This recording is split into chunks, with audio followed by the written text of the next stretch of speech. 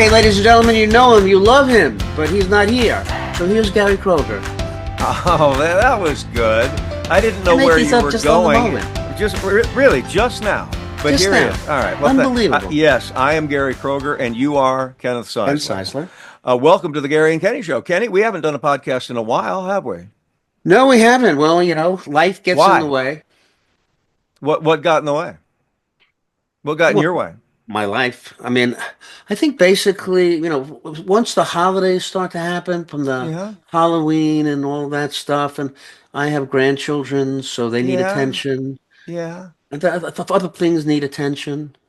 Well, but you know what? Yeah, but I will say this. What? That I do, while we're back, I've had a couple people go, you know what?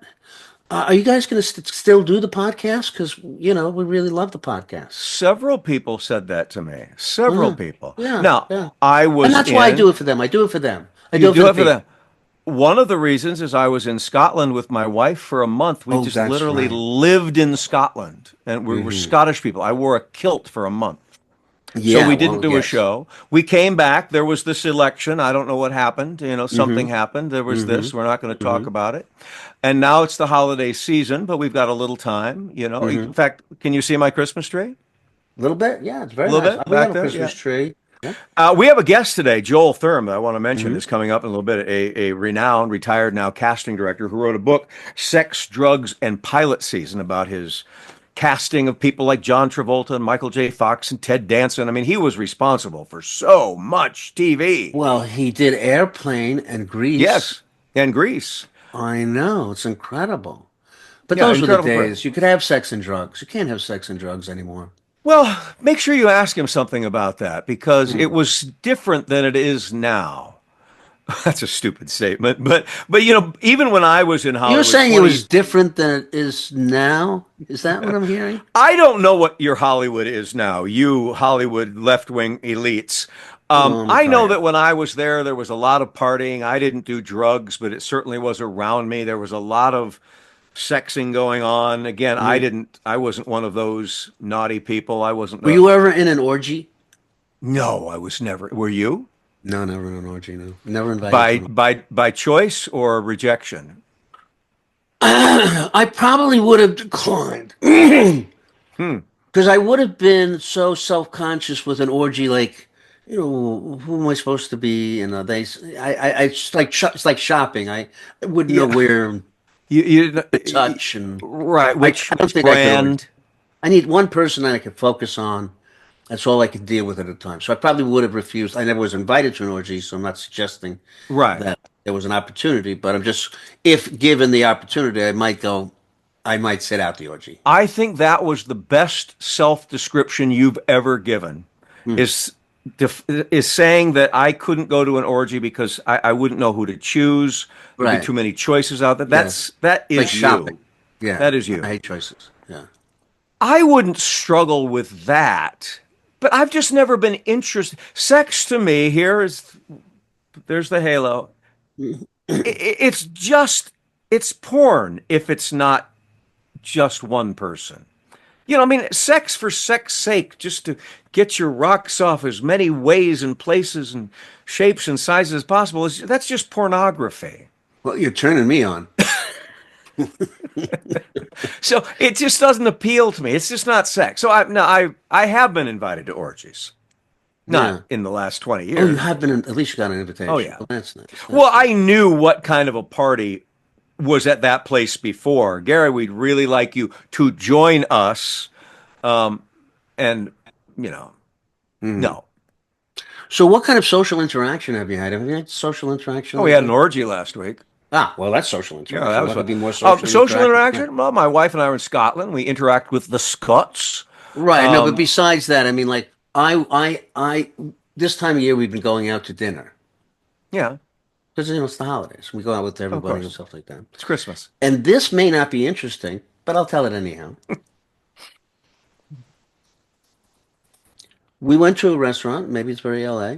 And I don't come in contact with them often, but I was pretty sure that our waitress was a trans who went from man to woman. Okay. I'm fine with it. It was okay and whatever, but I was really sure It like there wasn't like no. What was your Question. clue? I think it was the manly face. 5 o'clock The voice shadow. felt like it was a little affected, the physique and whatever.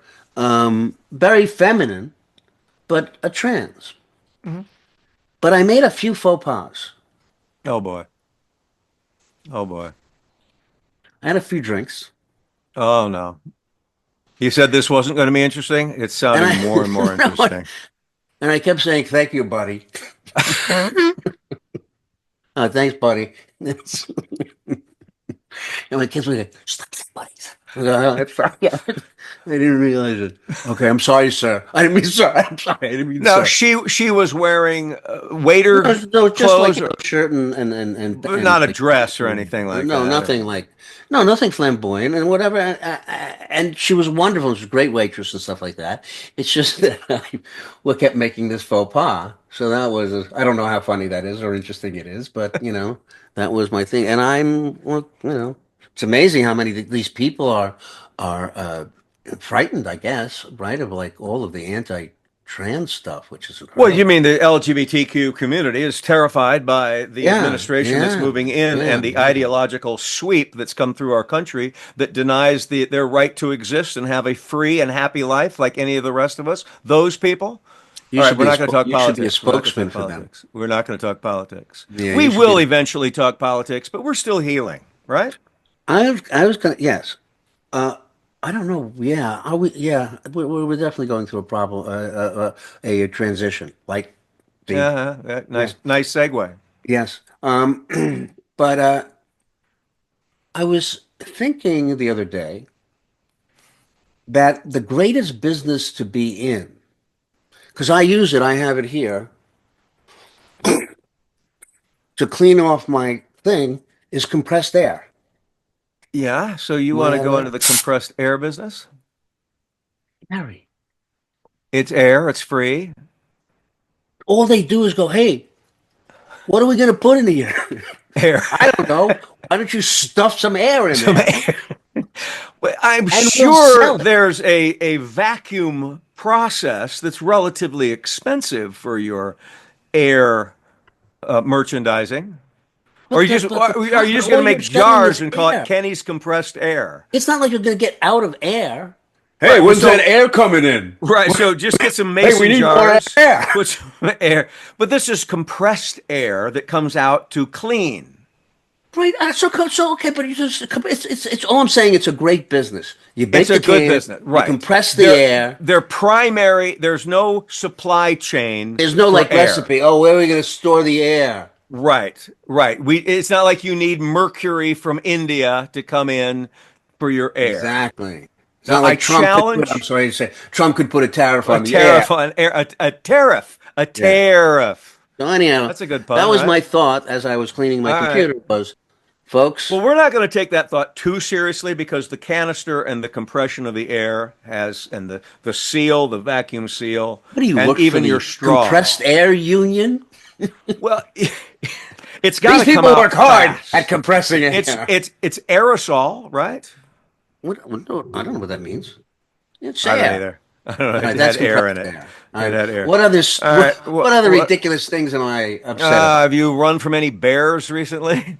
Oh, you want me? Okay, let's. I heard your bear I had brought story. this up. I had brought this up a couple of weeks ago because it was in the newspaper, and it said that after long studies, there's a difference between how you approach a grizzly bear A grizzly and bear? how you approach a brown bear. A brown bear. So a grizzly bear, you're supposed to, and this is where I could be wrong, but a grizzly bear, I think you're supposed to get up and start being big and Get yelling and big screaming and and yeah, whatever. right. And the grizzly bear goes, "Holy fuck, this guy's crazy," turns around and runs away. Right. But the brown bear, and I may have it reversed, and this is going to fuck people up. I don't want to This hear is later on. important because if somebody's listening Somebody to this, you listens could to be this. liable because Exactly. they did that to a grizzly and they were supposed to do it to a brown. Exactly. Whereas a brown bear, you're supposed to just like be very stiff and very Back quiet away. and slowly back away. So now I'm You not should- sure what you're supposed to do with this bear.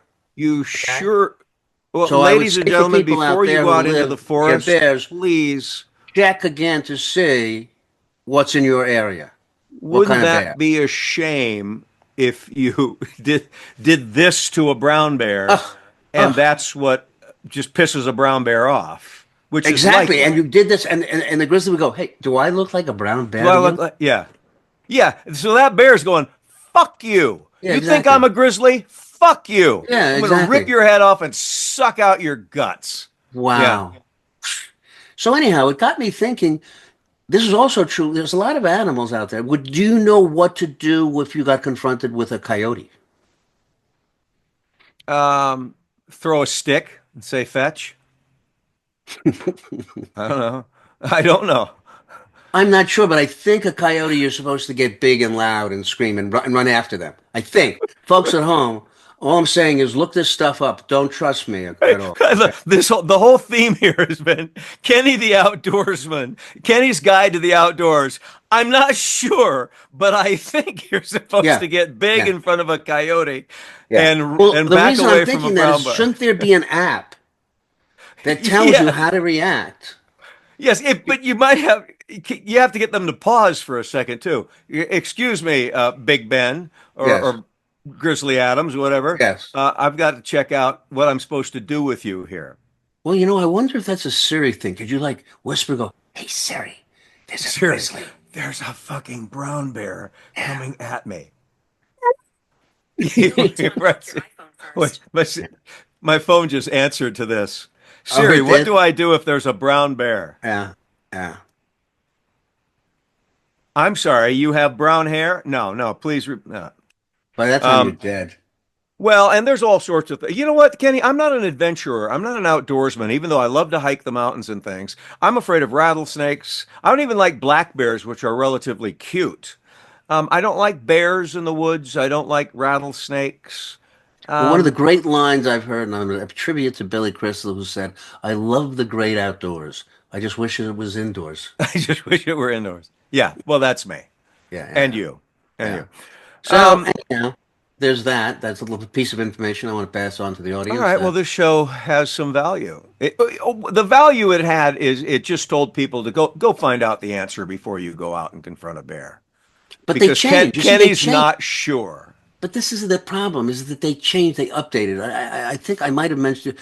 So I was in Montana or Wyoming or an outdoor Yeah, one place. of those outdoor. You were outdoors. And we were on a hike, and so there were rattlesnakes in the area. So before we went out on the hike, they instructed us what to do if we're confronted by a rattlesnake. And the advice was, when you step on a rattlesnake and it goes, you pause, you stop immediately, right? And the reason you stop immediately is because the rattler has the shortest memory span of any living creature. This memory is like seconds. It like goes, but then if you stop and you're not doing any movement and noise, It forgets. the rattlesnake goes, "Hey, what was I so mad about? There's nothing going on here." You know, So that's what I always thought. this could be a lesson in marriage counseling. Just freeze to But it where turns you. out, so now listen. So now I had also read an article that said if you're confronted by a rattlesnake, you the first thing you need to do is turn and run, Which is contradictory to the to stay and previous. wait for its for it And to wait for unfortunately, it to get you. the people with the answers to these are all dead because they did the wrong thing. No, So, no, no, like, no, no, no. the I'm just idea, saying that there are studies, there are outdoor people that have, I guess, contrarian things but about what to do when you're that's confronted very with. Now, useless I will go information. with I'm going to go with the second one where somebody said, "You know what you should do with a rattlesnake? Run, Run." That's what I would which do. could be exactly the wrong thing to do. So this is a very precarious guide to outdoorsmanship here. Well, I would say anybody who takes our advice or my Yeah, advice, yeah, yeah. Rule of thumb. the rule of Rule thumb: of thumb. don't If listen to Kenny, me here's about an it. outdoor. If Kenny says to do this, if there's an opposite, do it immediately. Kenny, I'd love to bring out our guest. I love you to bring out our guest. You'd love for me to bring out our guest. Our guest is an old friend of mine, well, a professional friend of mine, who's written a book, and it's a fantastic book. Joel Thurm, the book is Sex, Drugs, and Pilot Season, Confessions of a Casting Director. Get There that you so go. it's not blurry there. There you are. No, it's not blurry. Joel is a legend in the realm of casting directors and producers, is responsible for several of the most famous people on earth coming into our consciousness. And he's written, I wouldn't call it a tell-all book, but it tells all. In great detail. And Joel, I could not put this down. So ladies and gentlemen, please welcome Joel Thurm. Thank you. Well, I try to, explain things, the casting process, which nobody outside the business knows at all. So I try to explain that a little bit and how things really worked. So that's why, and I just sat down and wrote, so. Well, I really enjoyed it. Same time period as me to hear all of the things that you were involved in. I mean, classic, Grease, obviously. I mean, the list of the things that you've been involved in were just unbelievable. Great anecdotes, and I love all those showbiz anecdote stuff. So, congratulations, great book. Thank you. Well, Joel, you got personal. I mean, you revealed a lot. This is your personal story, telling stories about how these shows came together, but you reveal a lot about yourself and relationships. I mean, you really held nothing back. And by the way, everything in the book where I wrote about other people other than myself, I checked with. I sent Travolta what I was writing. I sent Olivia, God bless her soul. All those kind of people I sent. And it was only one comment, and that was from Lily Tartikoff, Brandon Tartikoff's widow, who had a tragic thing with her daughter who went, and I described the accident in too much detail. She said, "Can you limit it to she suffered severe head trauma?" Okay. And I said, "Lily, I think I can do that, Yeah. But that was it. I sent it to everybody, and everybody who I wrote about was okay. But besides the stories, Joel, and I don't mind, wonder, I don't know if this was an observation or a question or whatever. The stories, the anecdotes, the casting process, the celebrities that you came in contact, and all that stuff was phenomenal. But you do really talk very openly about about your own sexuality and what a time it was for you. And you kind of as you called it, it was kind of a networking thing.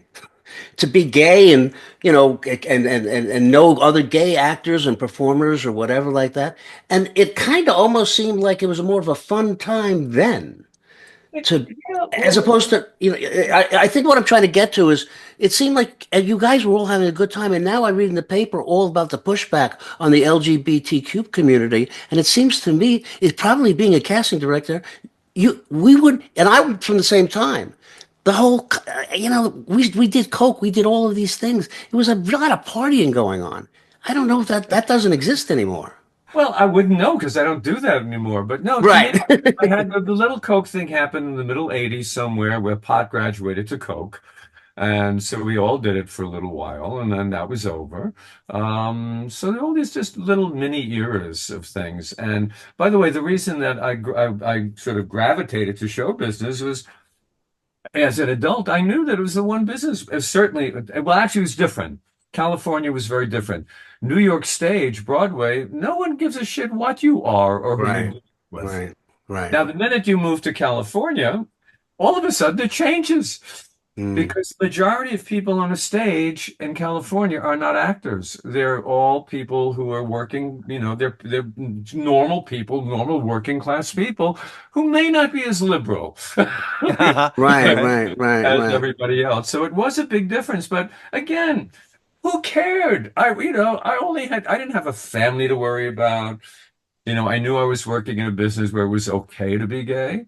So, people say, "Well, what was it like coming out?" And I said, "I don't know. I was never in." Right. Well, I was always myself, whatever that is. Right. Looking back at this time in your life, but looking back, and this is a book about the experiences you had. We're talking the 70s, 80s, and 90s for the most part. Yeah, for the most part. And up into the 20s. Yeah. But looking back now, are you glad that was your time and that you're not as actively involved now? Now everything seems to be on tape. To me, the thing was meeting actors in your office, reading office, where you could say, "Do me a favor, louder, lower, softer, whatever," just to see if people understood basic directions, and if they understood it, if they could actually change. Yeah. So that was part of the fun for me. I never for 1 minute considered what I did work. It was fun. Thinking of changing times, so I believe casting directors are now eligible for an Academy Award. Finally, this will be the first year. Yeah. It's I, of kind course, won't get any for all the work I did. You could get a Right, it's lifetime not achievement. retroactive. Hey, what about a lifetime achievement? That'll happen eventually. I'm hoping someone brings it up. I deserve. Well, we're bringing it up now. I am nominating you for a lifetime thank you. achievement in casting, and I'm sincere about that. Kenny, go ahead. Well, I guess my question is, what kind of criteria would you lose? Let's say you were on the committee and you were looking at movies and you'd go, well, this person cast better than the other person. What would be and how do you manage, some movies are very ensemble and the casting is phenomenal in that. And then some movies are just like, they were made only because of the lead actor or whatever it became. So it really wasn't that much casting. So it kind of wonder what kind of criteria, if you were looking at movies as a casting director and go, this is what I might be looking for. Well, I'll tell you, the best one of the best cast movies I've seen recently, The Killers of the Flower Moon. Oh, the Flower Moon. Killers of the Flower Moon. I'm one of these people who also reads, so I had read the book. So I knew I had a background in it. Anyway, to me, that was one of the best cast pieces that I've seen in a long time. Knives Out series are cast very well on the opposite end of the schedule, starting with Daniel Craig being funny, Yeah. And just doing the reverse of what you would expect. So, of what audience might expect from James Bond. So, those are just a couple. Mm-hmm. I want to keep coming back to the book. Yeah. I'm going to keep coming back to the book here. Who would you say is your greatest find? What is do you have one, two, or maybe three that you'd say, wow? I could say John two. Travolta. Who are we talking about? All right. What does Ted Danson say on the back of my book? You read it. Ted Danson on the back. Thank you for pretty much everything in my life. Wow. Ted Danson. You can't do better than that. Now. In that, and I'll tell you a story that goes of how he got into Cheers, how my vulgarity and my openness got him into it. The other thing is, I think the five Phoenix kids did okay too. Wow. Yeah. And helped their mother was my secretary, but the fact is I was the one who sent them to Iris Burton, who was then the best kids agent, and they started working immediately. But how did you find the Phoenix family? Yeah, I'll tell you how I found the Phoenix family, having nothing to do with any skill, just happenstance. The day I worked to NBC, I got a note from someone who we had lots of mutual friends. And when you got to NBC, there would be an internal memo sent to everybody. And the thing was you sign that memo, it said, welcome to the troupe or welcome to NBC, and then your name, and you put it in the interoffice mail. So I got one of a guy named Earl Greenberg, who I'd known, and he said, skip all of the assistant secretaries that NBC is going to throw at you. I have them, they're terrible, but there's a woman who I got through an outside agency at Temp. See if you can get her. Her name was Arlen Phoenix, and I did get her. So by getting her, I also got her 5 children. 5 children who came to the office almost every other night because the mother stayed late, couldn't make food for them. And one of the things in hiring them, she said, but I have to leave and do food for my family. I said, so, we'll order food for them. She said, but we're vegan. I said, we'll order vegan food for them, which I did, Back in the day, it wasn't easy getting vegan food. Well, there happened at NBC, in the Burbank area, there was one, which is about 10 minutes from NBC. That's all you need.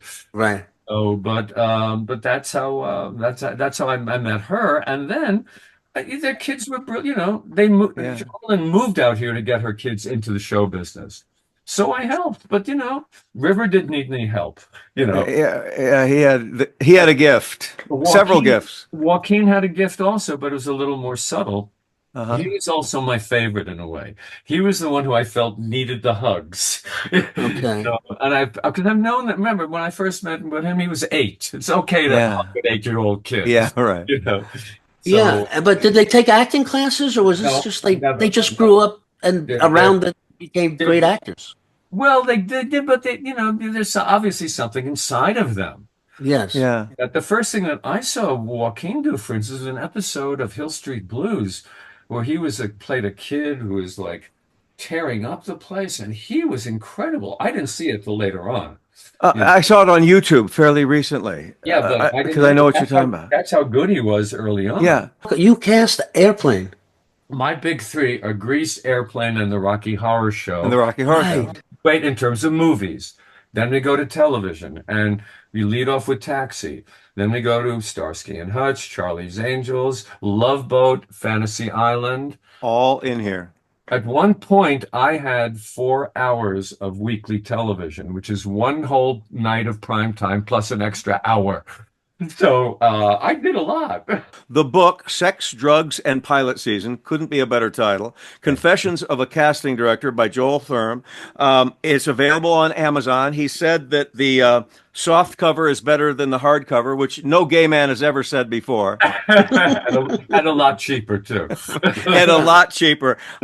It's a pleasure to see you again. It really is. I'm sure it is, yes.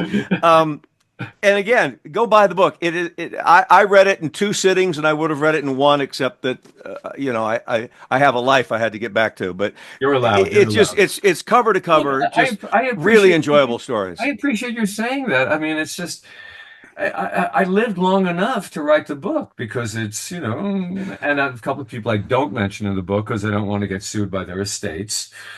When you come to the Me Too section, I only name one name and he's dead.